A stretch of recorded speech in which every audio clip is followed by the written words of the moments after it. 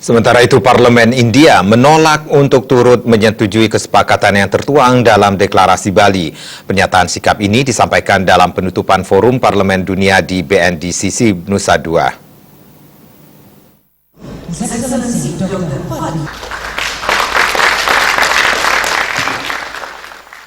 Wakil Ketua DPR RI Fadli Zon mengatakan penolakan dari India ini merupakan dinamika sebuah forum. Forum Parlemen Dunia tetap menghargai perspektif India untuk tidak terlibat dalam implementasi deklarasi tersebut. Menurut Fadli Zon, pilihan India patut dihargai, baik itu karena pilihan politik atau perbedaan perspektif dalam melihat masalah krisis kemanusiaan di Rakhine, Myanmar yang tertuang dalam deklarasi. Ya, ini kan namanya dinamika ya, dari 47 negara ada satu yang kurang setuju, yaitu India, tentang kasus yang menyangkut Rohingya.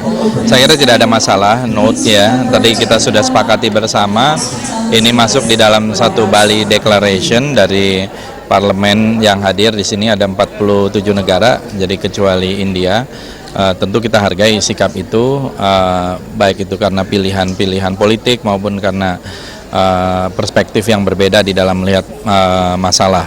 Mulanya kan juga ada beberapa negara yang melihat bahwa di regional mereka, di kawasan mereka juga ada konflik-konflik yang terjadi gitu. Mereka juga ingin memasukkan tadinya.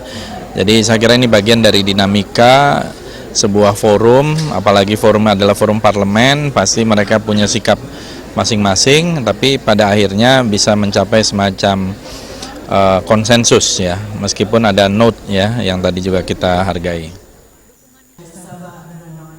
Selain India, 49 parlemen negara-negara anggota yang hadir satu suara memberi dukungan penyelesaian krisis kemanusiaan di Myanmar. Ke-49 parlemen ini sepakat kekerasan di Myanmar harus dihentikan, khususnya terkait etnis Rohingya, situasi distabilkan dan perdamaian diwujudkan. Gargita dan Ari Wiratmaja, Bali TV.